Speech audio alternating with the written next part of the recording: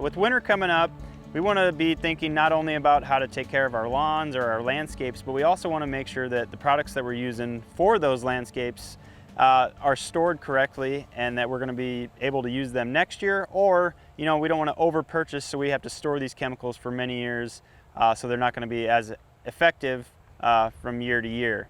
So some of the tips to look at, when we're using chemicals for treatments to our lawn, you always want to read the label.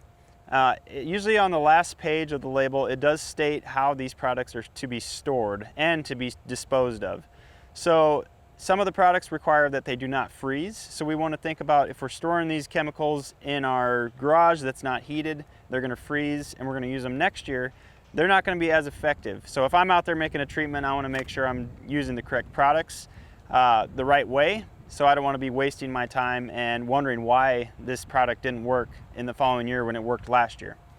So not only, different products have different labels on them. So here's one, just Basagran. It's used for broadleaves and nutsedge, and it says do not get below 32 degrees. So this would be one we do not want to freeze.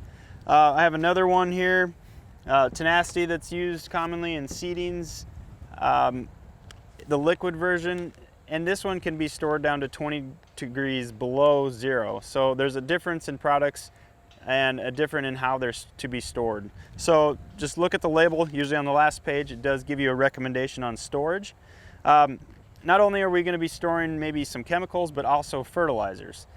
Fertilizers might also have chemicals on them. So if we're storing those, usually the labels do state to make sure that we have them in a dry or cool area.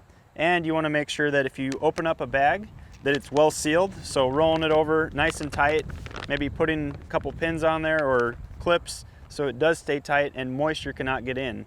Because usually the main problem we have with fertilizers is moisture getting in them, and then they become hard and crystallized and stuck together. And I have an example of that.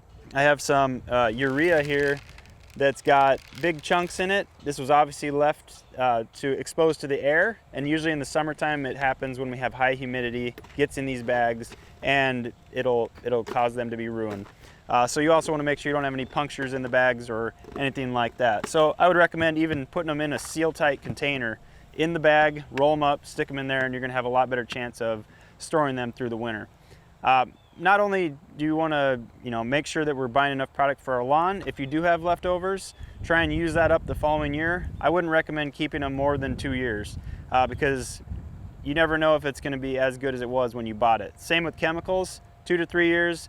That's probably the max I want to go. As long as you're keeping them in good conditions, they should stay good. But past that, 4 years, I would tend to find a disposal site for that and get rid of them and start over with some fresh chemicals.